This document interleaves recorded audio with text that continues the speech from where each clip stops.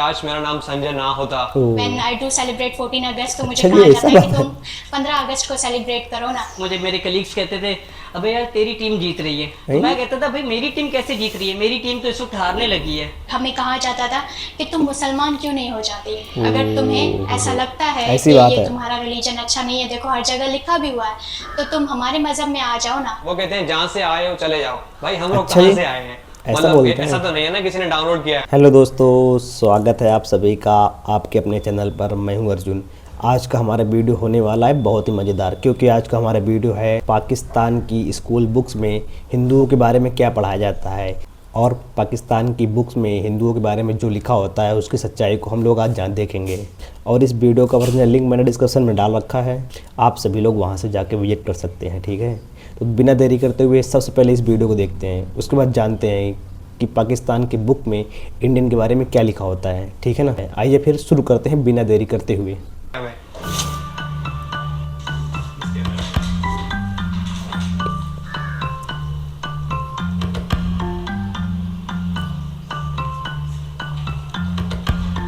मेरा नाम संजय मथानी है। मेरा नाम राजेश कुमार है। मेरा नाम डॉक्टर सोरठ सिंधु है। मेरा नाम प्रहमंगी है। मेरा नाम डॉक्टर राजवंती कुमारी है। ऐसे सारे के सारे पाकिस्तानी हिंदू है भाई।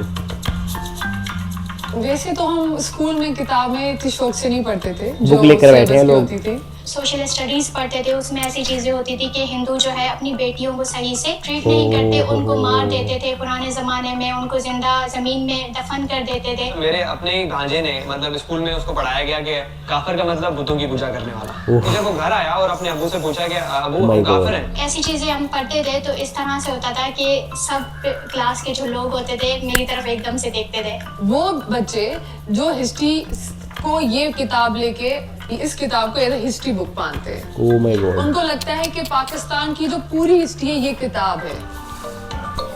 देख लो भाई, रियलिटी है भाई, रियल जो लिखा हुआ है।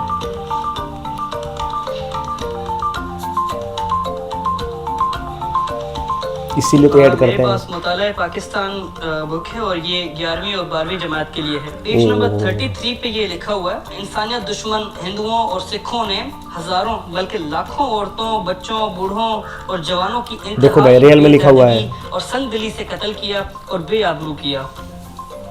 मतलब ये क्या बताने की कोशिश कर रहे हैं इस किताब के अंदर? इंसानियत दुश्मन हिंदू और सिख, मतलब इनकी नज़र में ये पहले ही बना हुआ है कि हिंदू और सिख जो होते हैं वो इंसानियत दुश्मन होते हैं, और अगर कहीं राइट्स होते हैं, कहीं फसादात होते हैं तो वो इक्वल होते हैं। यहाँ पर सिर्फ एक साइड की पिक्चर प्रेजेंट की गई है ताकि लोगों के जहन में आ जाए कि हिंदू जो हमारे मुल्क के अंदर पीसफुल माइनॉरिटीज़ हैं, उनका शायद यही एजेंडा रहा है, इनकी शायद तरबियत भी यही रही है, हमेशा फसादात करते हैं, जबकि हकीकत इससे बिल्कुल बरक्स है। बदकिस्मती से मेरे पास जो है ना वो माशराती उलूम की किताब पढ़ी हुई है जो 8वीं जमात के बच्चों को पढ़ाई जाती है, और हमने पढ़ी भी थी। एक मजेदार चीज लिखी हुई है कि मायूसी और बदली के इस दौर में मुसलमानों ने हिंदुओं की सियासी तहरीकों का साथ दिया। मकसद ये था कि किसी न किसी तरह अंग्रेज की गुलामी से निजात मिले, लेकिन हस्बे आदत हिंदुओं ने मुसलमानों के साथ हर जगह धोखा किया। धोखा करना तो मतलब ये कि ये तो कोई भी कर सकता है, मतलब ये कि चाहे वो हिंदू हो, चाहे मुसलमान हो, चाहे सिख हो, चाहे ईसाई हो। मतलब अगर वो चाहते मतलब तरीके से लिखना तो ये लिख सकते थे कि मतलब कांग्रेस ने दूसरी जो जमात थी उनके साथ धोखा किया। मेरे पास मुताला पाकिस्तान 9वीं और 10वीं जमात। तहरीक खिलाफत के बारे में जिस तरह से पता है उसमें ये एक चीज लिखी गई है, मुसलमान और हिंदू एक दूसरे के साथ मिलकर काम किया, लेकिन ये इत्तेहाद ज्यादा देर ना चल सका और हिंदुओं की मुसलमान दुश्मनी उजागर हो गई। मैं मुसलमानों की दुश्मन कैसे हो सकती हूँ? जिस कंट्री में मैं रही हूँ, मैं मुसलमानों के साथ पली बड़ी हूँ, उनके साथ मैंने अपने त्यौहार सेलिब्रेट किए हैं, उनकी मैंने ईद सेलिब्रेट की है, वो कैसे मतलब हमारी दुश्मनी हो सकती है? मेरे दोस्त हैं जो वो सारे मुस्लिम हैं, वो मेरे रिलीजन की रिस्पेक्ट करती हैं, मैं उनके रिलीजन की रिस्पेक्ट करती हूँ। बहुत से हिंदू थे जिन्होंने पाकिस्तान बनने के बाद भी काम किया। हमारे बहुत से हॉस्पिटल्स हैं जो हिंदुओं ने बनवाई। अगर इतनी दुश्मनी होती तो वो हॉस्पिटल के बाहर लिख रखते कि यहाँ पे जस्ट हिंदू ही आ सकते हैं, मुसलमान कोई भी नहीं आ सकता। मुसलमानों की आमद से पहले हिंदू लिबास के मामले में सलीकामंद न थे। वो अपने जिस्म को 1 या 4 चादरों से ढांप लेते थे। मुसलमानों ने पहली दफा लिबास सीने का तरीका राइज किया जो ज्यादा बापर्दा और ज्यादा खूबसूरत था।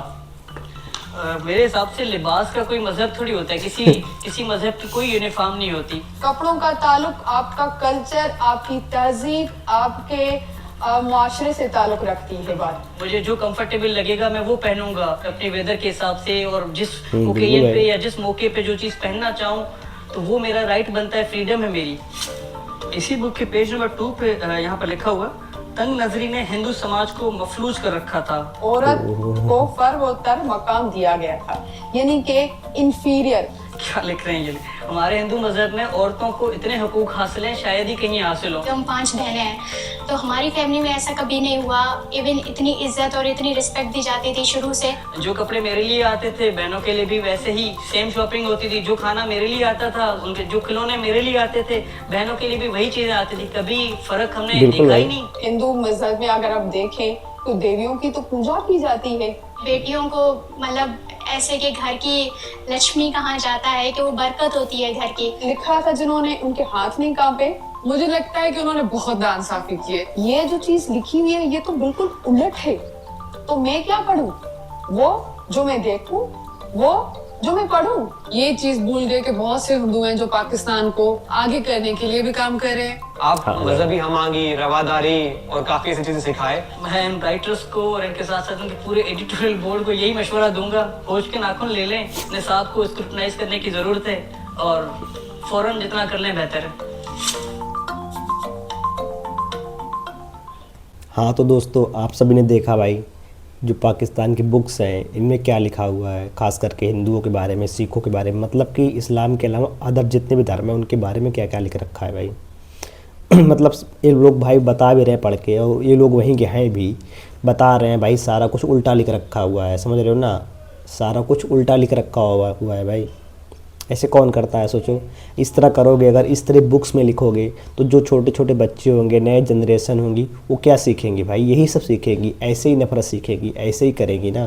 उन्हें क्या पता भाई, वो तो जो सीखेंगे छोटे बच्चे वही करेंगे, वैसा ही फील करेंगे ना। अब देखो बुक्स में इनके ऑथर्स ने भाई लिख रखा है सारा कुछ उल्टा, खास करके हिंदुओं के बारे में ऐसे ऐसे ये होते थे, वैसे हुए वैसे हुए, मतलब कि कोई चीज़ क्लियरिफाई नहीं है। सब कुछ अपने मन से जो अच्छा लगे, जो इनके देश के लिए अच्छा हो, जो इनके धर्म को बढ़ावा देने के लिए हो, जो नफ़रत फैलाए अदर कास्ट में, वही सब लिख रखा है भाई।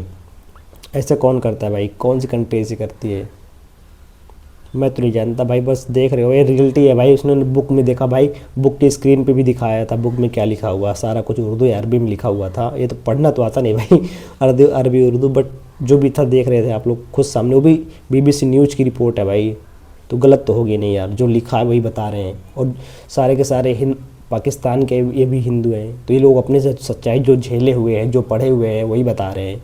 मैंने पिछले वीडियो में भी दिखाया था आप सभी को, जो पाकिस्तान से शरणार्थी जो है इंडिया में आए थे, वो लोग क्या बता रहे थे।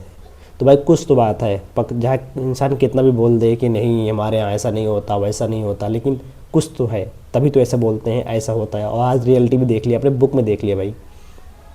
तो दोस्तों आप लोग बताइए ये वीडियो आप लोग कहाँ से देख रहे हो, ठीक है ना। और इस वीडियो का ओरिजिनल लिंक मैंने डिस्क्रिप्शन में डाल रखा है, आप लोग वहाँ से भी देख सकते हो, ठीक है ना, कि ये कब की वीडियो है और कब की रिपोर्ट है, ठीक है। और दोस्तों एक रिक्वेस्ट आप सभी से मैं करूँगा कि अगर आप लोग हो सके तो थोड़ा बहुत सपोर्ट तो ज़रूर कीजिए यार, लाइक सब्सक्राइब तो इतना तो बनता है भाई, इतनी मेहनत कर रहा हूँ, इतना तो बनता है आप सभी का, ठीक है ना। और कोई क्वेरी हो तो आप लोग कमेंट में ज़रूर पूछें, मैं ज़रूर कोशिश करूँगा आपका तुरंत रिप्लाई करने का, ठीक है ना। तो दोस्तों मिलते हैं नेक्स्ट वीडियो में, तब तक के लिए धन्यवाद।